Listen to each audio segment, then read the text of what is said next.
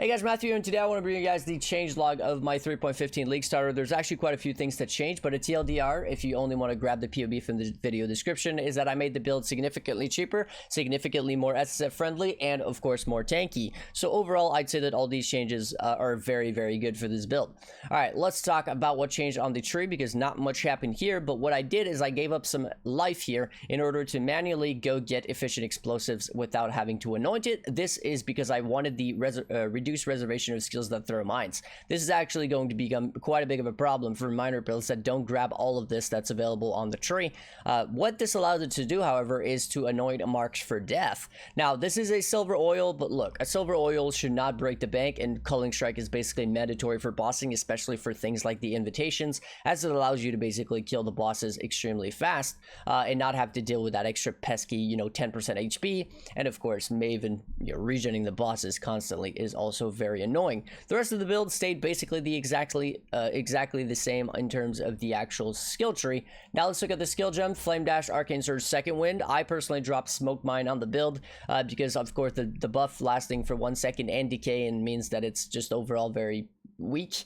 That's pretty much my reasoning for dropping it. And the second reason is that the cooldown of Flame Dash and Smoke Mine are not the same anymore, which means that you are going to not be able to completely have them in sync, which also makes it super annoying to use them both. So I went with Second Wind for the +1 charge on my Flame Dash, but if you rather Smoke Mine, that's totally up to you. Alright, Val Grace is going to be used as well with Val Righteous Fire as well. So the reason for Val Grace is for mapping, right? It gives you incredible survivability. It increases your survivability by a ton, and because we have a lot of dexterity, we can actually use a very high level Val Grace. As you can see, a level 20 here for 155 dex, no problem. Okay, on the ring, Malachi's Artifice still using Orb Storms, nothing changed there. The links have changed a good bit. We need to go for increased crit strikes. It's actually a really good gem nowadays. It increases my crit to almost 90% without the use of a diamond flask.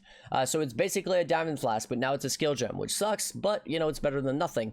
We're still using Swift Assembly. Inspiration was necessary despite the fact that it's not the greatest gem in the world, only 29% more damage. But the reason we use it is because it decreases the mana cost of our mines from 29 to 24, which is actually quite a big deal overall for the feels goodness of the build.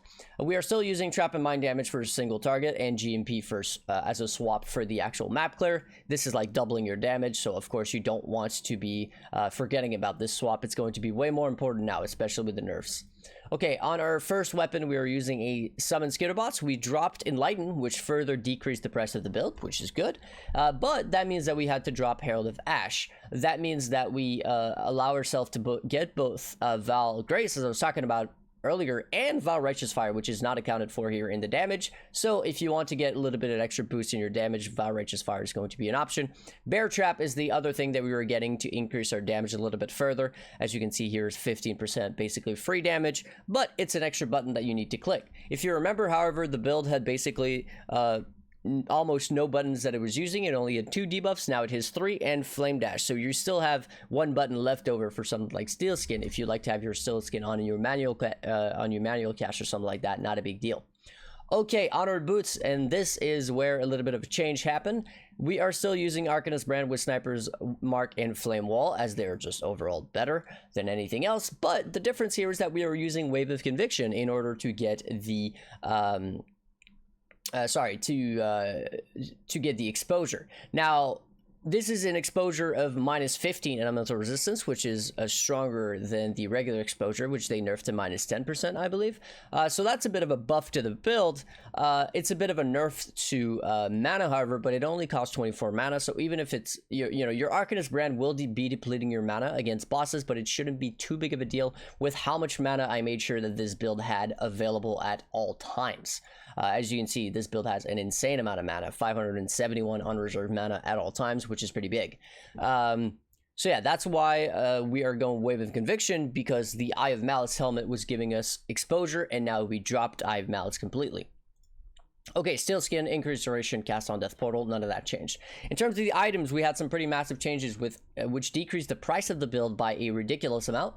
First off, we kept the same wands. The helmet is where we are saving a lot of currency because Eye of Malice is no longer used on the build. First off, because, well, it did offer some good resistance, but we can easily get some good resistance on a regular helmet. The exposure was pretty easy to make up for that with the Wave of Conviction swap. Instead of using something like Frostbomb, you could still use Frostbomb if you wanted to on like a self cast or whatever you want, really, instead of something like Bear Trap, or instead of something like Val Righteous Fire. If you really wanted to, it's up to you. You could even put it in a trigger on your wand, so that's another option, putting it in a trigger on your wand and have it trigger automatically your Frostbomb instead of something like Val Grace. That's also another option. Okay, so Eye of Malice also gave us the nearby enemies a 50% increased fire and cold resistance, which was the multiplier that was basically giving us a lot of damage. But the thing is, combustion got nerfed pretty heavily to the point where we were not getting too much value out of Eye of Malice anymore, and the way that I had to go about it to get the value back was to go Whispers of Doom and throw inflammability on the actual build, which was not a bad idea, but then I was further increasing the price of the build and further decreasing the defenses of the build, and I decided, you know what, no, I'm just going to drop a little bit of damage instead. Tabula Rasa stayed the same. The gloves went for life and res. We don't need Culling Strike on the gloves anymore, as we were getting Culling Strike on the Anoint. The boots stayed the same. The amulet stays the same, except for the Anoint being marked for death for the Culling Strike. Malachi's Artifice stays the same. Now, this is a big difference. We are going with a Dream Fragment ring. Now, Dream Fragment makes two things. First off, it makes capping our resistance extremely easy, as it gives us over 60 to 75 or something on a perfect roll, I believe. Cold resistance, or I think it's 70% actually. 70% for a perfect roll of cold resistance, which is a massive amount, right? It nearly caps out your cold res just with Alira by itself. But it also gives us 20% mana, which was a massive deal on miners. It looks like miners are going to be struggling for mana really, really hard. But this basically saves the day and gives us 20% mana and also 50% mana regeneration rate, which is huge. But not only that, it also has the advantage of giving us cannot be chilled and cannot be frozen, which is something that's super useful when bossing, especially thinking of things like Uber Elder or even regular Elder. But it's also really nice feeling for maps, and it makes it so if you have a map with something like, you know, chilled ground, instead of having to re-roll over it, you can easily run it, as you are basically immune to being chilled. So overall, this is a pretty good defensive thing, and offensive as well, with the mana and allowing us to basically be able to fully stack our mines. As you can see, our mana cost here is 24, and we have up to 19 mines at a time, which means that we need 456 mana in order to really you know, be able to cast everything, and we have 571, which gives us a good amount left over for things like you know, flame dashing, and of course for our brand, right? One thing that is going to be very different in the upcoming league is that our Arcanist brand is going to be constantly depleting our mana. Now, Sniper's Mark is 33 mana, Flame Wall is 17, and Wave of Conviction is 24, so we're not using anything that costs an incredible amount of mana, but you know, there is still a cost associated, and when you cast this, it's going to constantly be depleting your mana. Fortunately for us, Sniper's Mark is also giving us a ton of flash charges, right, which is good. Well, not necessarily a ton, but quite a bit, and it's definitely something that's going to help for bossing with sustain of our mana and life flask.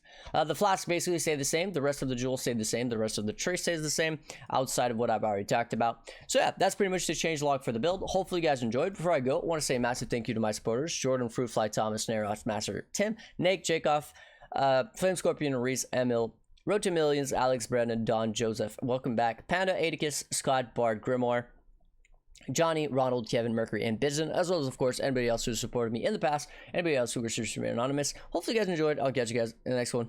Peace.